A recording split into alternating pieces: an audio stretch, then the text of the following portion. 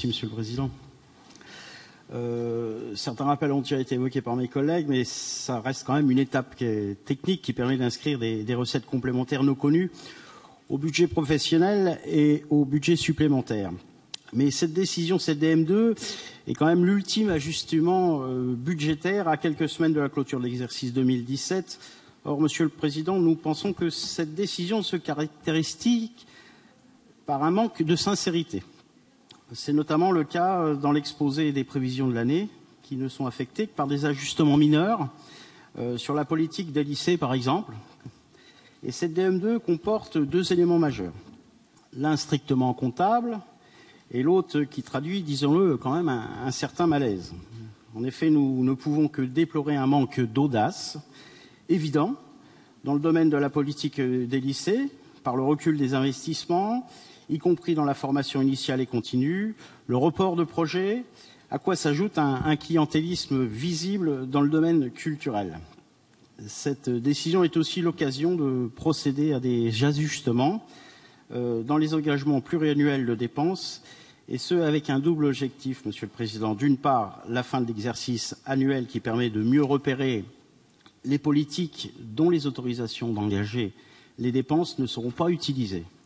Et d'autre part, l'augmentation des autorisations de certaines politiques dans le but de prévoir certaines dépenses avant le vote du budget primitif. Alors, Monsieur le Président, mes chers collègues, nous émettons une nouvelle fois de plus les mêmes réserves concernant vos choix budgétaires. Nous entendons rappeler ici l'importance de la mise en place d'indicateurs tant quantitatifs que qualitatifs dès le démarrage des dispositifs. C'est une action impérative si l'on veut assurer un pilotage et un suivi cohérent de l'ensemble de l'action économique et d'être en mesure d'en évaluer l'efficience. Néanmoins, nous notons que la réforme de la taxe d'apprentissage financée par les entreprises de la région a pour conséquence satisfaisante une augmentation de la recette, évidemment fléchée vers l'apprentissage. D'ailleurs, cette ressource supplémentaire vient consolider à juste titre la politique de soutien de l'apprentissage, notamment grâce aux primes aux employeurs, qui est régulièrement évoquée, et à la formation des maîtres d'apprentissage. Enfin, pour conclure, Monsieur le Président, il nous semble utile de dire un mot sur le schéma directeur d'accessibilité des EPLE et des CFA.